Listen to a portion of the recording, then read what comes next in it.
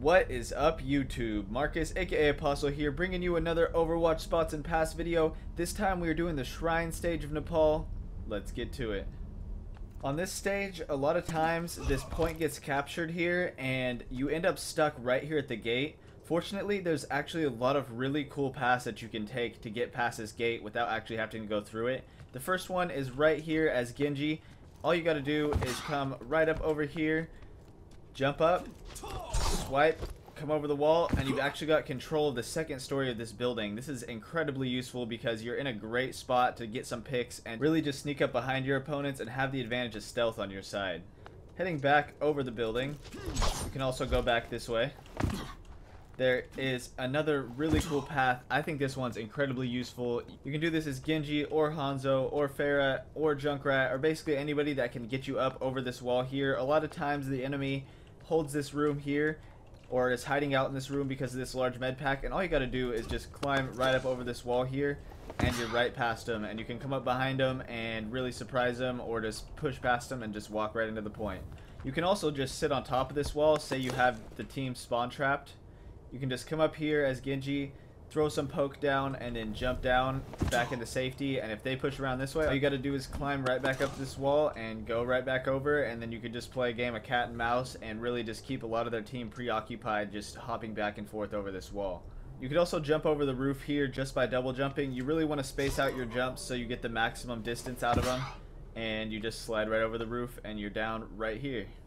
There's another path you can take to actually get around this wall here. This one's actually pretty hidden. All you got to do is just jump around the wall here, swipe, and then you land right on this little edge. You could also do this backwards, which I think is more useful. If you're trapped, all you do is come right up here from this side. It's right off of spawn, so you just come right up here off of this side, jump on this ledge. You can actually jump on this ledge too.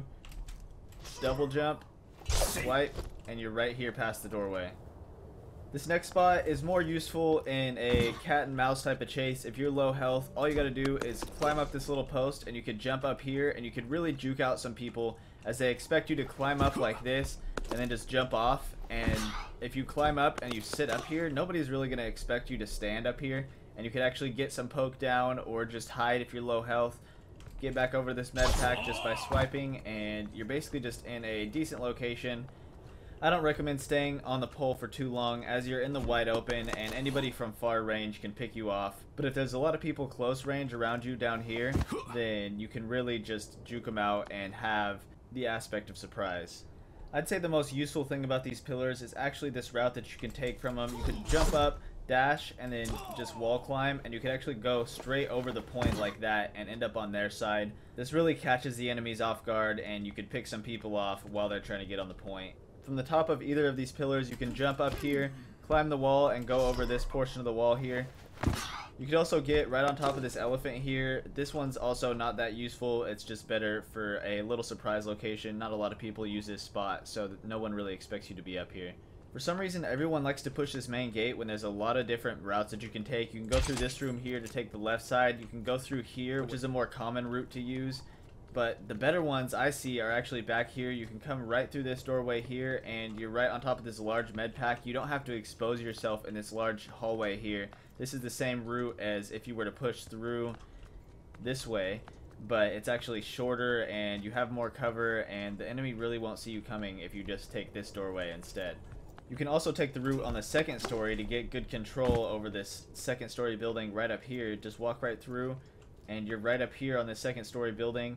I almost never see people use this route, and I have no idea why. It's really one of the best routes that you can take on this map. Say there's somebody holding this opposite location over here and you really want to sneak up on them. You can actually use this lower edge here and hide here and wait for them to pop up, and then you could just jump right up to them, do some damage without them expecting you to be there, and then really just pick them off easily. I highly recommend taking the opposing team's second story over here, just because you have a lot of control. Since a lot of people like to push this gate, they just run right through and they're going to be looking right at the point, and you can do a lot of damage from up here without people realizing you're here. Almost every time I play this map, I just try to take control of this point here, and it really helps my team lock down this choke point and forces the enemy to find other ways around. A nice way into the point is right up over this wall here. Instead of walking up the stairs or coming through either of the openings, all you do is climb over this wall and you're in the point, and you really just surprise people coming over that wall. I really like to use this one with Junkrat's ult. I stand right here, use my ult when nobody's around me. You got to be kind of careful to make sure that there's not a lot of people around you. But if they're all on the point and you use your ult right here, they're not going to really have time to react, and all you do is you climb over the wall holding the spacebar with the ult, and you can usually get at least 2 people coming over that wall because Junkrat's tire is just in their face immediately and they just don't really have time to react to it.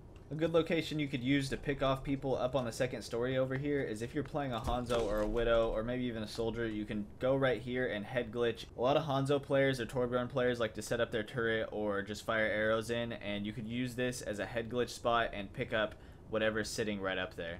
Another cool location that you can get is this little ledge right here. You can actually stand on top of it. You just stand right up here and you can wait for them to walk through their gate here, and I like to use this as Junkrat. You just use your mine and boost yourself up here, and you can sit up here and wait for people to push through, and they're not really going to notice you here, so you wait for them to push past and get to about there, and you can basically just get a bunch of direct hits with your Junkrat grenades without them realizing where they're coming from. This is also useful as Pharah because she has a better escape. If you get caught up here as Junkrat, you're basically dead unless you could really sneak your way out of it or get a lot of kills. But usually if you get caught up here as Junkrat, you die almost immediately, but usually you can do a significant amount of damage before they catch you. This elephant here is another statue you can stand on. Once again, standing on the statues really isn't that useful. It's just a way of just getting the aspect of surprise on an enemy. You can get a little bit of cover on this one, but you really can't move very much without falling off. So you can crouch here and pop up and down, which is pretty useful, but it's pretty easy to fall off here in stressful situations. Remember that since this is a control point map, each side is just a mirror of the other side, so all the spots I showed you are usable on both sides. So I was doing everything on this side over here. You can do everything that I just showed you on this side.